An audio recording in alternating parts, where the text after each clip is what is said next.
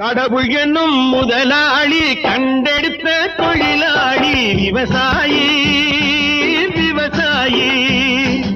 கடவுள் என்னும் முதலாளி கண்டெடுத்த தொழிலாளி விவசாயி விவசாயி.